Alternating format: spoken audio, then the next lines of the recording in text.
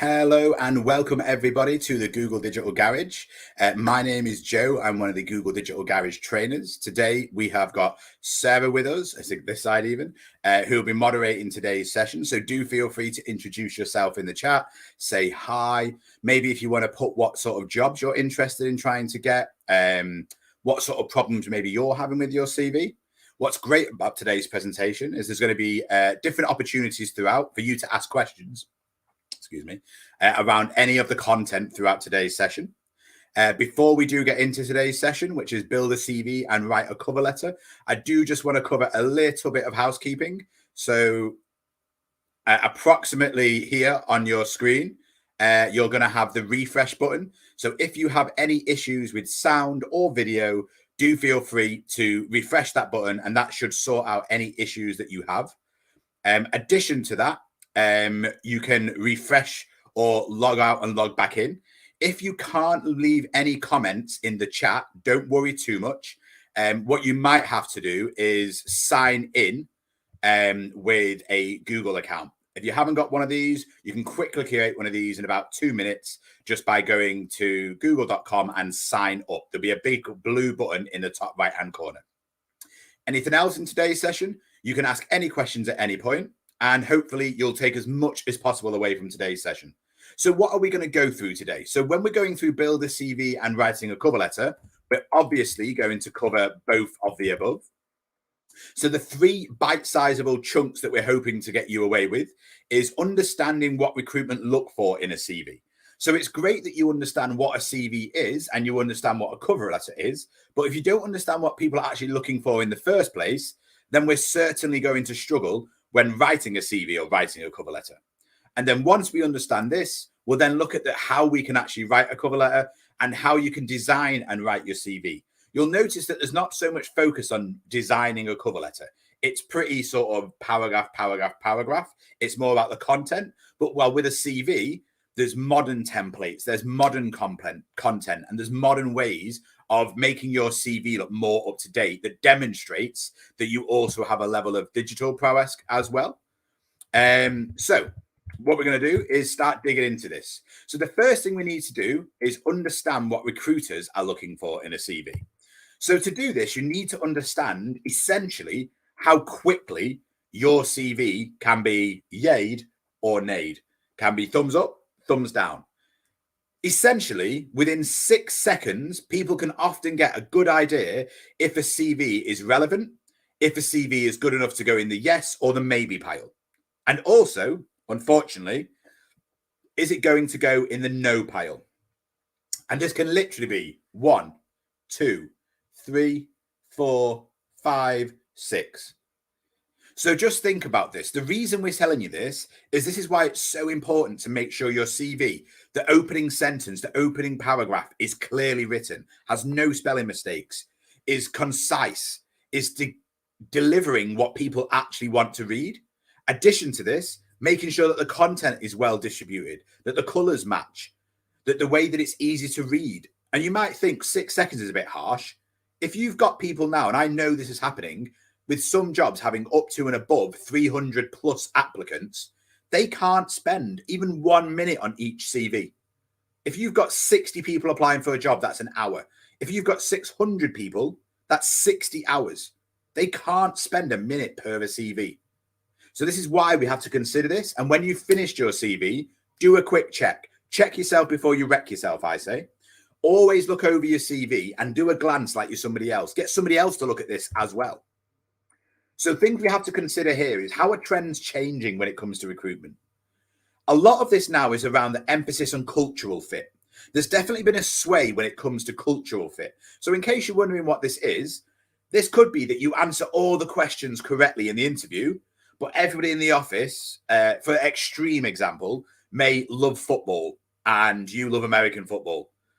Or it could be that the culture of the company is very open, very relaxed, very informal. And the way that you are and the way that you interact is the exact opposite. So what they're trying to look for is people that fit in their company well. And sometimes it could be that somebody may answer, say, 8 out of 10 of the questions correctly, And you may answer 10 out of 10 of those questions correctly. But because that other person fits culturally in that organization, they may see them as a better fit for the team. This is why it's so important to have personality. This is why it's so important to bring your A game. Explain who you are, not just who your credentials belong to. Because a lot of the time, personality is very important. Recruiters are becoming more and more automated. So you might think, why does this actually matter? Well, this is also sort of mixed in with data-driven. So, for example, if they're looking for keywords, say, for example, in the job description, it says required, not would like or not needed, but would be an advantage, required or essential, then it's looking for the words that match that. So, for example, if they say team leadership, driven, great customer service and programming skills, in your CV, you need to make sure you use those exact words. Because if you've not got the word customer skills, if you've not got the word programming, or if you've not got the word, what did I say then? What was it then? Whatever the other word was, apologies, it's just gone from my brain. But if you've got the keywords that are required for that job and you don't list them, a computer is literally looking, have I mentioned the 6 words that are required keywords for this job? Yes, yes, yes, yes, no, no, no, no, yes, yes, yes, yes, no, no, no, no. All of a sudden, they've just got rid of half of the CVs before a human has to look at this. So do think about this. When you're putting in your keywords, make sure you go through required keywords, like to have keywords, and just consider this as part of the process. Then they're also looking at diversity and inclusion. They want to make sure that the office, that the workplace is diverse, is inclusive. They actively do this as a point of reference to make sure there is the most diverse workplace possible. So do see this as a great thing. This is a thing that is optimizing the fact that many people with different backgrounds will actually create a better hive brain between you. And when it comes to data-driven, again, this means that they're making sure that the people who answer the right questions are the ones who are progressing. This isn't opinion-based. This is data-driven. Say, for example, you have to do a task or you have to do some knowledge-based questions. It will automatically then put them in order so that they know who the strong candidates are, which means it removes bias, accidental bias even. Some people might not have a bad bone in their body, but might have an accidental bias towards something or other. But this now means that because it's data-driven and more automated, it means that everybody is on a fair playing field, even if it's intentional or not. What recruiters also look for is clear strengths. They want to make sure that people have literally listed their strengths and hopefully align some of their strengths with what their requirements are, what their essentials are, what their desirables are. Metrics of success. So you might think, what is this? How does this relevant? So, for example, if you're working in, say, customer service, it could be, and a really good example of this actually is a lady that I worked with when I was at the Manchester Google Digital Garage. She was looking at changing her jobs to go to a burger chain in Manchester. And she worked at a large coffee chain in Manchester. And she was trying to write a CV. And when she was doing this, she said, oh, I've done a bit of management, a little bit of training. And we got her to write down on a piece of paper what was her job in the middle. So it was manager at a coffee chain. And then put all of her tasks around that. And then another page, put the task that she does and all of the subtasks around that. So eventually you end up with a good 15, 20 pages possibly. But this then meant we understood exactly what she did. And then when she finished this, we looked into it. And she'd done training. And then in the training, she said, train members of staff, made a training program, increased profits in the store. And I was like, this is amazing. Tell me more about this. And eventually, she wrote, I created and designed a bespoke training program where I personally trained 6 stores, 24 members of staff, and increased profits by 3% at each one of those stores after this training program. We then broke that down into created a new training program and delivered to 6 stores and 24 members of staff, and then put increased profits at 6 stores by 3%. But what we've done now is we've explained how that individual has got metrics for success, how she has actually put metrics that is going to be a persuasion point for people who are looking to hire her. She has increased profits at a store by 3%. That's an amazing fact. The manager recognized me for my customer service, mentioning these in there, making sure that you customize your application for every job role so that the essentials, desirables are the exact words. If one says team leadership and one says team player, well, then make sure you have put the word team leadership. Don't just copy and paste the team player in there. Ability to follow instructions, very important. Making sure that you can say, I was given a task and I carried it out and was told that I've listened to the instructions very well and executed the task perfectly. Obviously a bit long-winded, but you see the point that I'm making. An ability to be agile. It could be that if they say that, you need to make sure you demonstrate a point where that has happened. I regularly dealt with customers with a range of issues, complaints, and queries, and I was recognized for always understanding and giving them the relevant response required, showing that you are agile, that it's not just, where is the paint, aisle 6, where is the t-shirts, aisle 4. It's showing that you understand that in the workplace, you need to be agile. You need to be adaptable. This could be managing people, carrying out customer-facing skills, programming, a range of skills here. So the automation of recruitment works both ways. Website list and advertise jobs and candidates. This can even be done from their point of view automatically using something called APIs, different bit of information. Not required, but just gives you a bit more context. And recruitment software. This screen sees CVs for relevancy and keywords prior to sending them to recruiters. So if 600 people apply, 400 people don't mention all the required words or required skills, hard skills, soft skills, strong skills. All of a sudden it goes, well, those 400 people didn't even make the cut. So now there's only 200 CVs, but I've just saved 60 hours of work. So it's worth me paying for this software to do this. So all of a sudden the automation of recruitment is happening. But this is important to know to make sure you at least reflect this automation. So highlight all the keywords with a green marker and then highlight them afterwards with a red marker. So you don't miss any of these words, which are in the required section, for example. You can also make this work for you. So if you're applying for graphic designer jobs, please don't spend 6 hours a day looking for graphic designer jobs. You can literally go to Google Jobs, go to alerts, and literally put daily, send me an update with the graphic designer jobs. These all arrive in your inbox. These all arrive so you can just see this. So you don't have to do the filter. It means that you'll make your life easier rather than spending time looking for the jobs. Essentially, the jobs find you and they'll literally pop up on your computer. If you do tick this bottom left-hand corner box saying alerts are for this search, it can also put alerts on your computer. You might have to say allow as well. And on a Mac, you have to go to pop-up security pop-up security, and you'll have to turn that on as well. But the main thing is that now the jobs come to you. And as you can see at the bottom, apply on LinkedIn, making that process even easier. If you're looking for jobs on LinkedIn, again, you've got it here. So you can literally type in the job, hit in the location, all the jobs get listed for you. Apply. Some of them have got apply via LinkedIn, and it will use the LinkedIn information that you've got. So that needs to be up to date. Other ones will say you need to apply different information. If you go to read.co.uk, again, it's quite easy for you to get this. You can put in all your information, but don't do this every day. Then hit get job alerts. So again, it's trying to make your life easier. If you could do the same thing once, 3 times, for example, on 3 different sites, but not have to repeat that process every day for 10 days, why wouldn't you? Utilize the tools that they've given you to make your life easier to find the jobs, so it's easier for you to get a job. So next, we need to have a look at writing a cover letter.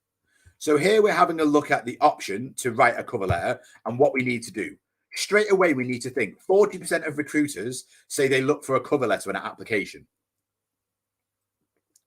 So if you're not sure, add one. Even if they specifically not ask for one. I've got people I know who still add them. If you've got them in the bank or waiting, you just need to tweak them. Why not add them? It's certainly not going to be a negative impact. CVs and cover letters are 53% more likely to receive an interview than those without a cover letter. So let's just go back to the conversation I've just had. That means that 47% of people who don't attach CVs and cover letters get an interview. Would you rather be in the 53% of people or the 43%? Unless it specifically says don't, even then think about it. Add a cover letter because they come hand in hand. And it just means you're also given more information about you. The CV goes perfectly. Well, maybe then they read the cover letter and go, actually, this backs it up even more. Now we don't need to ask them for a cover letter, which means you could miss that email, which means you could miss that phone call. Instead, you provide them with as much information as possible. Making sure your cover letter is concise, goal-orientated, relevant, authentic, and honest. So by concise, we're not waffling on. You need to say things within a sentence or two. Goal-orientated, you're trying to get a job. You're trying to put your best foot forward. Make sure this is what you do. Make sure you're making it crystal clear that what you want is this job, that what you want is to progress, to demonstrate you want to be a manager. Then you want to move up in management, making it clear that you're career orientated so they can see that you're not just there to get your paycheck and go home. Relevant, go through the job description. Look at all the different options in the job description and make sure you have enough information so the job description is matching your CV, matching your cover letter. And authentic and honest. I never condone white lying. People do it. But the problem is a white lie starts as a white lie and ends up in a lie. You can't say, and sometimes these things can come back to you, bite you in the backside much later in life.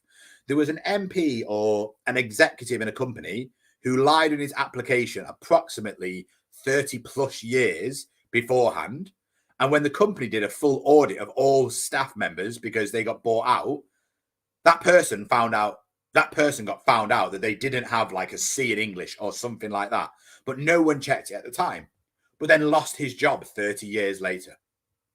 So if you are going to put anything in your CV, make sure it's authentic and honest. Because if they ever ask you a question on something and you don't have the knowledge or you don't have the experience or you don't have the proof, you're going to fall over on the very first hurdle, which means you're not going to get through to that next stage. So let's write your cover letter here. So start with an introduction. A nice, easy way of doing this. Dear the person that you know is there.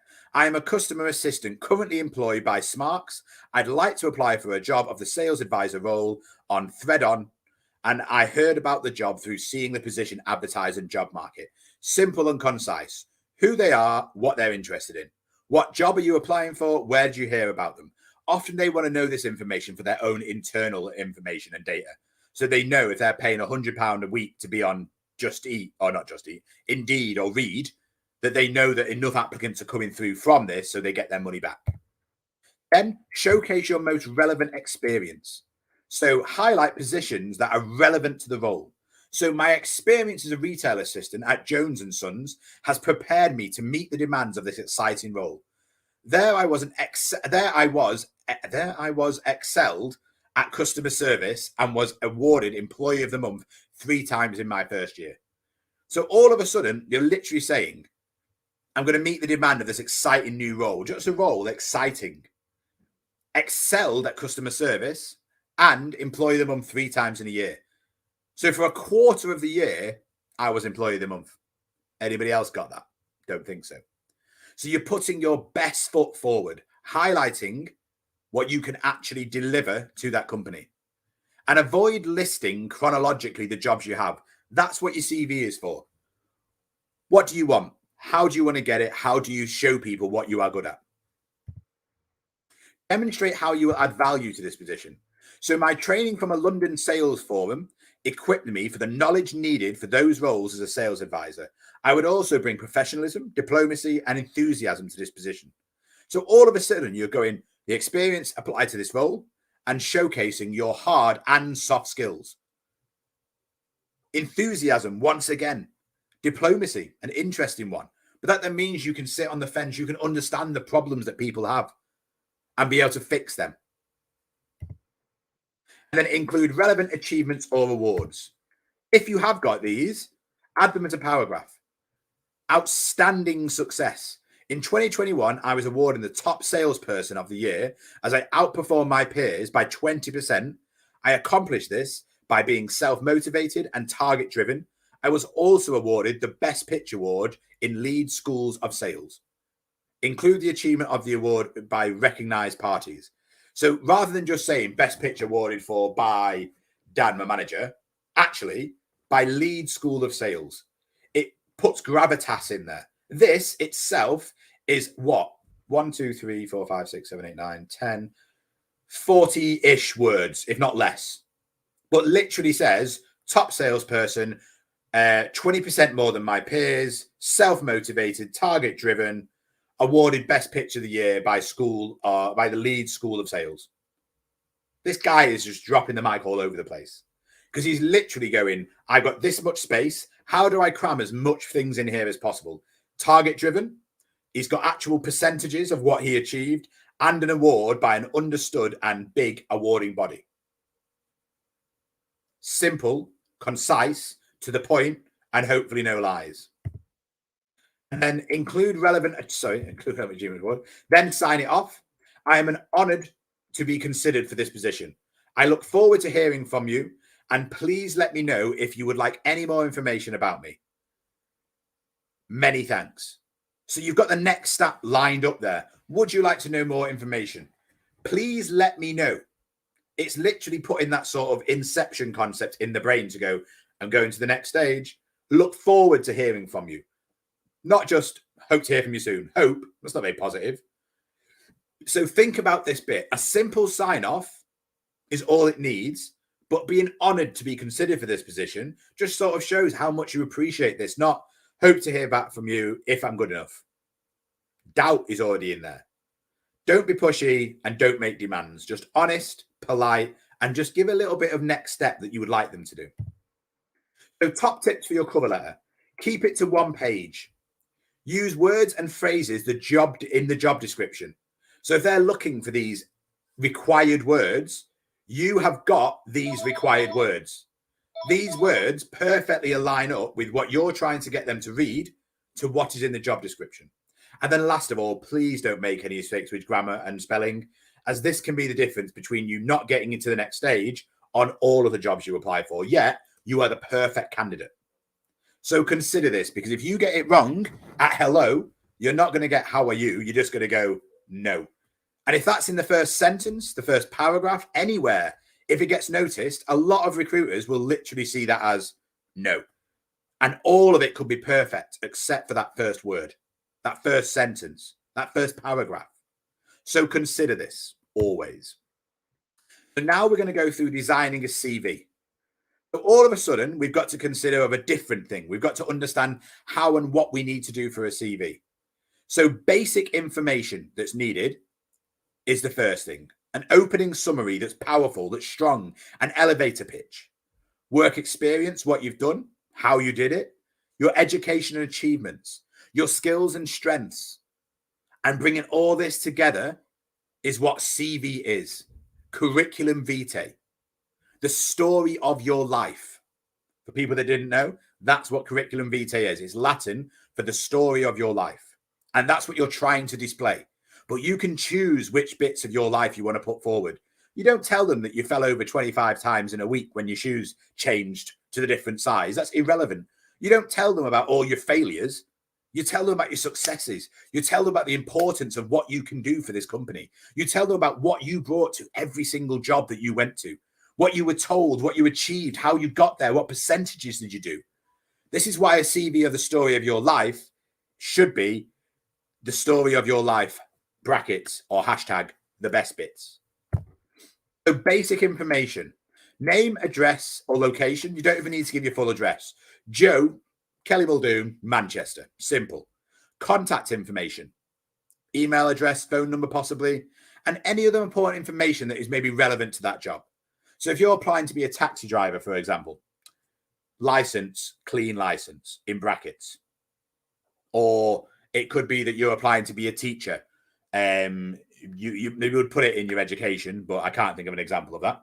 But what I'm trying to say here is you don't need to give them everything. They don't need your full address at this point, unless they ask for it specifically. And you might need it later on for like CRBs and so on. But basic information And please get someone to check over this. There was someone once that came into Digital Garage who had a CV. They put the CV on. They didn't get any replies. We did the CV with them. They then did it at home. When they came back, they realized that once they got back home, the CV, sorry, I just tried to ring someone accidentally. They realized that the CV was incorrectly spelt. Then their phone number and their email address, the phone number was incorrect, but the email address was incorrectly spelt. And they literally gave that CV out to a lot of places. But because they never double checked it.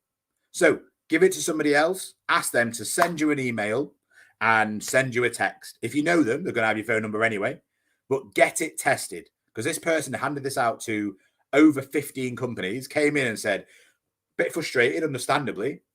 I've sat with you. I did a CV and cover letter course in the garage. I've done mentorings, not just one, about 3 or 4. We've made the CV. You've helped me put my best foot forward, and I'm not getting any replies for these. And she was getting quite disheartened, understandably. But the problem was, we said, let's just check it all for you again. Phone number, email address incorrect, which means it's very feasible, I can't guarantee, that she had been approached. She had been emailed. She had been phone called by multiple companies. Can never prove it. We can never disprove it. But I do know that she got a job when she came in next time, which was a few weeks after. And hopefully that was because she was up to the task. She was up to the job. She can put her best foot forward. But this time, people can communicate with her. Opening summary. 2 or 3 sentences. This is an elevator pitch.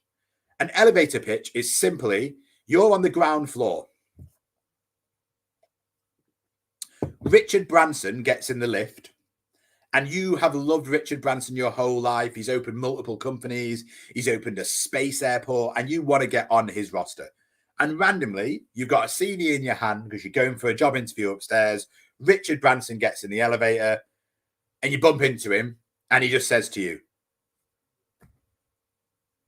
you could have a job here if you impress me now. I'm getting off on the 3rd floor. Each floor takes 10 seconds. Go. What are you going to say that is concise, that is powerful, that demonstrates who you are, your personality, briefly describes yourself, motivation for the role, include interesting facts that demonstrate who you are? It could be something as simple as, hi, Richard, my name's Joe. I worked with the Google Digital Garage for a few years. It was always a passion of mine to work with this company. I've been told on multiple occasions that I'm super energetic and love delivering training. I've had multiple people's businesses grow and expand because of the training that I've given. Many people have said how the CV workshops have also helped them got jobs. So I'd love to join this company to hopefully help your company expand, even if it's only by a 0.1%. The size of your company would apply massive impact. And I'd really hope to work with you and your giant company. I've always admired what you do, and particularly this very niche area of your company, to demonstrate you know exactly what you're talking about. Oh, ding. What's your name? Joe. Here's my CV. Let me pass that on to my receptionist. All of a sudden, 30 seconds. Who you are, what you've done, what your passions are, why you want to be there, demonstrating your knowledge. Don't get me wrong, I've no idea if Richard Branson would ever listen to me, but on the amazing occasion that I bumped into him in the lift, maybe that would be the occasion that I just drop all that knowledge instantly and I become the next Richard Branson. Who knows? But all we're saying here is keep this concise. Keep this elevator pitch just off the top of your head. Spend time developing it. So when someone reads that first paragraph, bearing in mind that's going to be the first bit of information outside of your pure data, your name and your age and whatever that people are going to have, this is what they're going to read first. So it needs to show passion, motivation, presence. Consider this, spend time writing this, and even get help. There's no shame in asking other people to help you. Some people are better with words. Some people are better with numbers. Some people are better with making more intelligent words, making things flow. Ask for help. Get someone to check this. Then your work experience. Your most recent work experience at the top, the company, the job title, and the dates. This should fit in one line. Tesco, 2004 to, Tesco retail floor manager, 2002 to 2006. Boom. You don't need to put months if you work there for years. If you work there for months, you need to put months. But you could put number months. So it could be the 5th, 2002. They'll know that that's months. But it takes up less space than August 2022. September, December. They're massive words. Keep it concise. Try and fit this onto one line so that then you've got more lines to demonstrate what you did for this company, what you brought to this company, what prowess did you bring to that company? And more importantly, how did you improve that company? Not your friend, not your colleagues. What did you get recognized for? I worked as a customer service for 2 days a week and regularly recognized for solving issues, complaints by my manager in a professional way. Develop my own training program after being told how well I deal with customers for new members of staff. All of a sudden, these are big facts to bring to the table. Don't be afraid to say, I am amazing.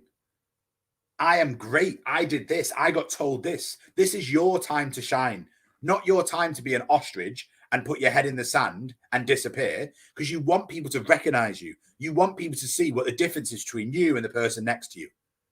And it's not to say you cannot be shy and do this. There's no real proof that someone that's shy and someone that's loud, one is better than the other. But demonstrating your prowess here comes with confidence, comes with knowledge of what you've done. Spend time on that circle, what job you've done. Then another one, what are the subtasks that you did? Around that, what are your subtasks? Understand in depth each job, and then try to remember, try to pull out what people have said to you, how good you are at things. If you're not sure about this as well, we also have a course around this about building your careers. Sarah, if you could put a link to the name of that course for me, it would be much appreciated. And then essentially, once you've done this, you've now listed where you've worked, what you've done. What about the key projects and the results that you were done? I was part of the inclusion program at my school. This got recognized to be one of the fastest growing programs in the whole school history. Boom. You were part of that. You created that. And this exact thing happened for one of my friends. And when she went to a new school, she actually got put in charge of their program. And the interview didn't go down the route of what have you done? Tell me about your CV. They taught about 3/4 of it about that program. And when she started that program at that school or carried on that program. So key projects with results. Volunteer work if relevant. And if you haven't got volunteer work and you're struggling to get jobs, I could not recommend this enough. Volunteer work made me who I am today.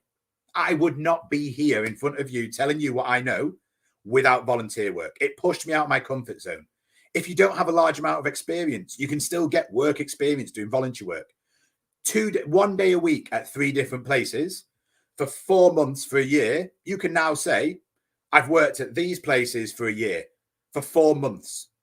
You don't have to specify you did 1 day a week. If they ask, you can elaborate and say, I did 1 day a week at 3 different places to expand my knowledge to its greater potential as possible. And this is what I learned. This is what I brought to the table. Ask for things to be in charge of. Ask for things to do. I'd love to head up that next project. Or do you mind if I shadow you on this project? So next time I can do this. Of course you can. You need to learn from somewhere. I started off as a youth leader at a youth club. I then went up to training the other youth leaders, then went up to in charge of finance, then led the youth club for a few years as well. But this all brought me key skills, talking to parents who were angry about things that really didn't matter. But I had to be honest with them. I had to show face and be like, I'm so sorry that happened at the youth club. We don't know how that happened in the whole of the youth club when we've got 200 meters squared space. But you have to at least put that face forward. Understand that person's problem.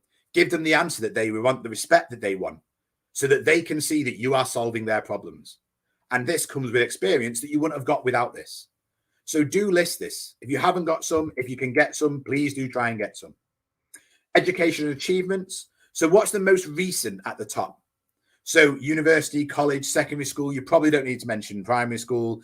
And think about how condensed you can do this. So mine, for example, I've no idea of the year, was like MMU 2000 and, what was it, 20 year, 15, 2007 from 2003 to 2007, or possibly in 2008, 2-1, computer science, one line. Blessed Thomas Holford, 1999 to 2002. And then A to C, English, science, maths, 14 GCSEs. Done.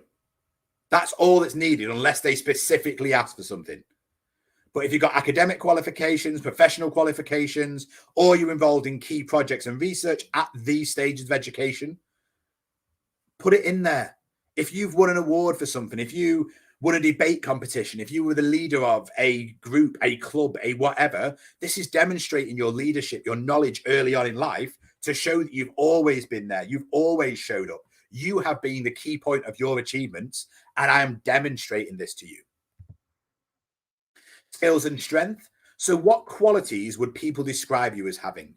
Some people often say like, oh, I don't know what I'm good at, what I'm not good at. But skills and strength are an amazing way of doing this. So literally ask someone, what do you think I'm good at, who you work with? For example, I didn't know I was particularly good at spreadsheets or particularly good at digital skills until I started working as volunteering as an IT technician to try and get some experience.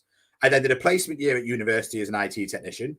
Then when I finished, I got a job as an IT technician in a school. I then started helping out with other things like spreadsheets, helping out teachers make the lessons more interactive. All of a sudden, I was getting recognized for helping people with training and seeing a problem and not just fixing it, but showing them how to do it themselves. So the whole concept of teach a man to fish, give a man a fish, feed him for a day, teach a man to fish, feed him for life. I found a problem, then solved it with training so they could do it themselves. But I never saw this as a skill. And then someone one day said, you do quite a lot of this. Would you mind doing a bit more if we changed your role slightly? I was like, well, I'm not that good at it. And he goes, well, I beg to differ with the feedback I've got from the school. Then you ask the question, well, what is it that people always say you're good at? What are qualities that people describe you as having? Suddenly there's a list. Ask people, what do you think I'm good at in this job? And literally email them and remind them the next day to reply to it. What soft skills or technical skills do you have? Write them down. You can't just be empathetic. You need to have that in your blood, your DNA. All of a sudden, when you've got Excel, training, empathy, understanding for problems, customer service skills, you've got loads. And now you can start to write about these in your CV and then link these to your job. So if someone says problem solving skills, I was regularly recognized for finding problems and creating training programs to help members of staff use these in their lessons, which improved the average grade for that department by 0.5%, which was actually a grade boundary. Amazing. But related to the job description is the most important thing about this. Showcasing your soft skills, your hard skills, your digital skills. So what are these? Leadership, teamwork, communication. These are things that you're not born with. These are things that you develop. These are things that you naturally have. But this then means that you can try and build upon these. If you've got leadership skills, you can then help other teams grow. You can help other people grow. You're not born to speak another language or accounting. You need to develop these over time. But these could be learned in courses in a short amount of time. When soft skills, you either have or you don't, or you have to do a role that lets you develop these skills over time. You can't just be good at understanding problems. You can't just be good at being empathetic. You need to be in a situation where you use this skill regularly so it becomes essentially a soft skill reflex that you are good at, not something that you actively have to be good at. It should be natural to you. Digital skills. Again, you don't come out of the womb with these. Coding, video editing, social media, train yourself. The Google Digital Garage has actually got an amazing qualification. If you go to Google Digital, is it g.co forward? No, it's go to Google and type in Digital Garage. And then there's something called the Fundamentals in Digital Advertising. And it's a mass course, takes about, I think it's about 15 hours to do, maybe a bit more depending on your experience. But it gives you a full qualification in digital marketing that you'll then be able to put on your CV. Have a look at a website called Udemy. Type in social media, type in coding. Go to w3schools.com. Coding teaches you how to do it. But now you can start to add these to your resume. Now you can start to expand your knowledge. Examples of these skills could be soft skills, teamwork, project management, leadership, communication, networking. You can build these through time, through education. The same with technical skills, coding programs, video editing, complex logistics, scuba diving. But all of a sudden, these are things that you might go through CVs and go through job descriptions and go, I've not got this. I've not got this. I keep getting fed back that I can't do this. I can't do this. Well, then start to do this. Find a course that could mean you could tick that box and tick that box. So next time you apply for a job, you can say basic HTML or video editing. You can say you can do it, maybe not advanced, but then find a volunteer position that you could do some for so you can expand your knowledge. So define your strengths. What are you good at? Write that down. What do you like doing? Write that down. What makes you stand out? Write that down. And now try and bring these all together so that you can start to put these in your job descriptions, in your statement at the top. So you put your best foot forward. You don't understand what your best foot is until you ask yourself them questions. An example of these strengths could be enthusiastic, driven, caring. So these are three things I like to think I've got. You can't say that I'm not enthusiastic if I'm talking like I am. I get quite into my presentations. But if I put enthusiastic and then delivered a presentation as an example to a team who are interviewing, going, example strengths to include in your CV are enthusiastic, dynamic, passionate, caring. They'd be like, wow, I'm sure this person has got, I am enthusiastic, and I regularly get told that my energy is at a high level, which is great for motivation and attainment during my presentations. Doesn't demonstrate it. So think about this when it comes to your strengths. If you've got something, make sure you demonstrate it. Make sure you tell a little story about each one of those things. What constitutes experience? Paid work, part-time jobs, certificates and experience, hobbies, internships, volunteering. Hobbies is one that a lot of people don't consider. A really quick example of this was a karate instructor who came to the garage once, was struggling to get a job in what he called the real world.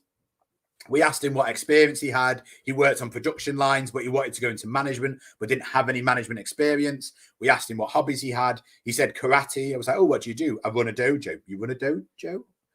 What do you mean you run a dojo? So we did the same thing. We put run dojo. What things he did around the outside. He did management. He did procurement. He did hiring. He did firing. He did advertising. He did digital advertising. All of a sudden, I was like, you do know that is a massive bit of a role.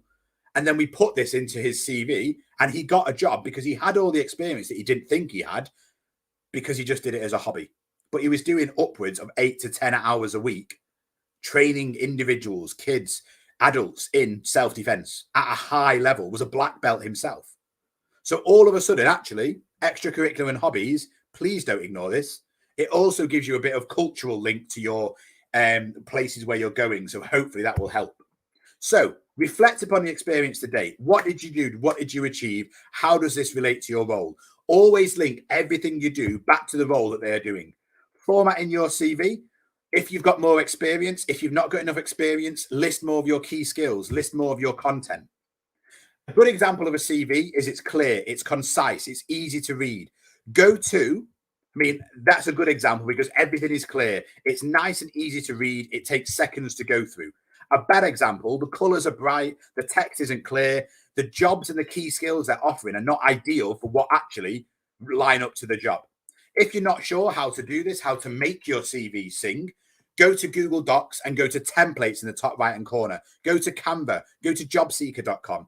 Each one of these makes it so you can make modern templates, modern content to give your chance the best way of doing this. Write in a clear, concise manner. Use CV templates. It means you don't have to do the hard work, and it demonstrates digital prowess. Tailor your CV for every application.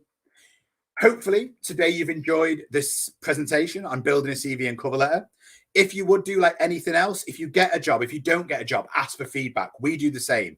goo.gul/digital garage feedback.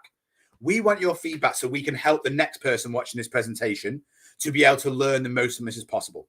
This presentation will be up till tomorrow at noon, so do feel free to rewatch this, make more notes. Hopefully, we'll see you again at the Google Digital Garage. Thank you very much for watching, and thank you for turning up. Have a nice day, and goodbye.